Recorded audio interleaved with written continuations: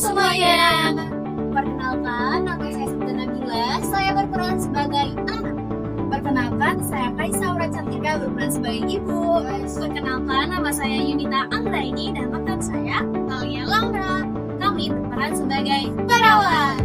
Selamat menyaksikan. Permisi. Iya, selamat pagi.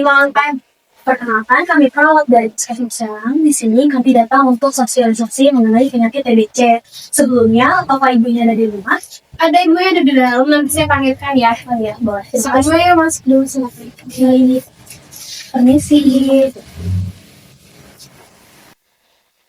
Silakan sus, tunggu nanti saya panggilkan ibu. Baik, terima kasih.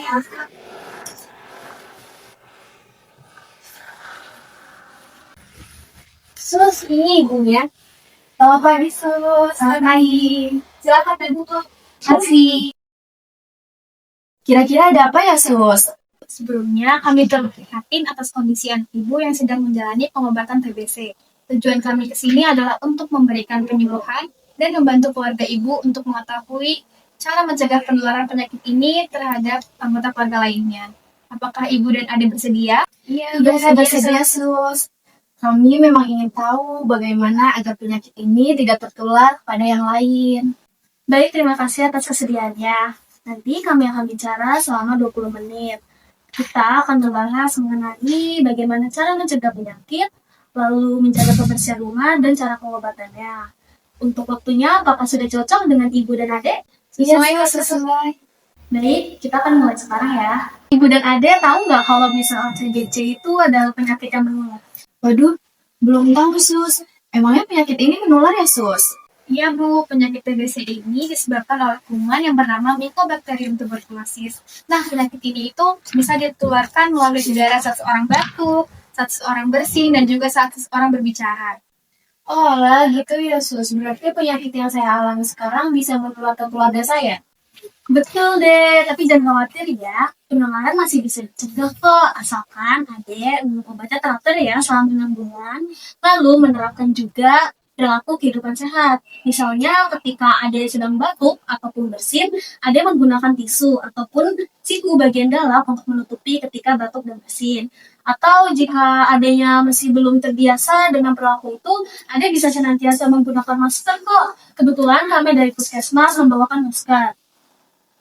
Bisa digunakan oleh ibu dan adiknya ya, supaya tidak tertular anggota keluarga lainnya masih sehat. Tolong diingatkan juga ya untuk anggota keluarga lainnya untuk senantiasa menggunakan masker. Selain itu, penting juga untuk membuka jendela di pagi hari supaya udaranya berganti. Ngomong-ngomong, kondisi ventilasi di rumah ibu bagaimana ya, Bu? Ventilasi ada sih, Sus. Cuma jarang dibuka karena banyak debu dari jalan, Sus. Sebaiknya tetap dibuka ya Bu, supaya sinar mataharinya bisa masuk. Soalnya sinar matahari itu bisa membunuh kuman TBC Bu. Oh lah, gitu ya Sus. Lalu untuk pakaian dan alat makan anak ibu yang tertular TBC, sebaiknya untuk sementara waktu dipisahkan ya Bu, sampai anak ibu dinyatakan tidak menularkan penyakit lagi. Anak-anak ibu juga perlu diajarkan etika batuk dan juga mencuci tangan menggunakan sabun ya Bu. Apalagi ada anak ibu kan yang tertular TBC. Nah, biasanya imunitas anak itu masih belum kuat. Jadi, risiko tertularnya sangat tinggi. Yang dewasa saja bisa kena, apalagi yang masih kecil, Bu.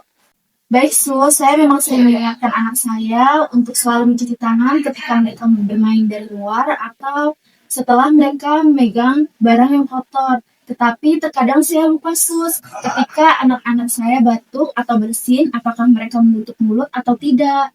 Gak apa-apa kok Bu, saya paham kalau misalnya seorang ibu sering khawatir dengan anak-anaknya dan kerepotan untuk mengurusi anaknya yang lain.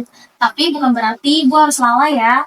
Ibu bisa meminta tolong kepada suami ibu ataupun anggota keluarga ibu lainnya untuk membantu mengurus adiknya.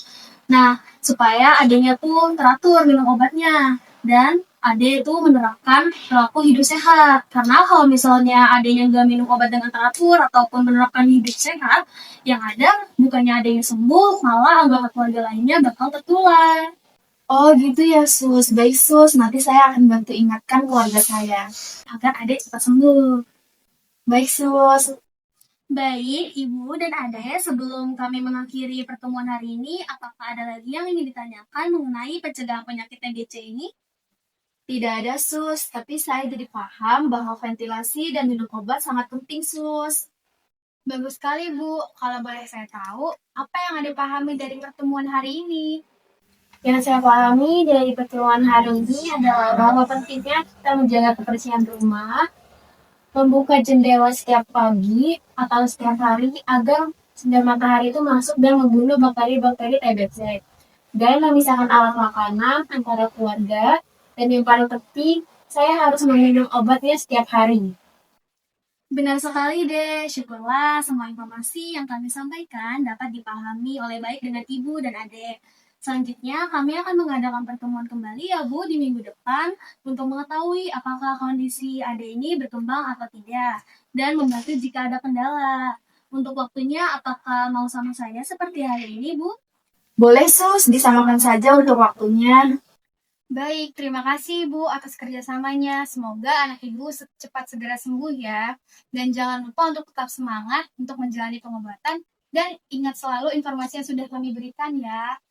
Ibu juga boleh menyimpan poster ini jika suatu saat nanti lupa, Ibu bisa melihatnya kembali. Dan juga Ibu dan Adik bisa memberitahukan kepada saudara ataupun tetangga agar semuanya bisa mencegah sebelum terlambat. Baik Sus, nanti akan saya bantu ingatkan ya. Terima kasih ya Sus telah berkunjung ke rumah kami. Baik, Ibu, Ade, kami pamit pulang dulu ya. Semoga adanya cepat sembuh ya. Baik, terima kasih ya Sus. Hati-hati di jalan.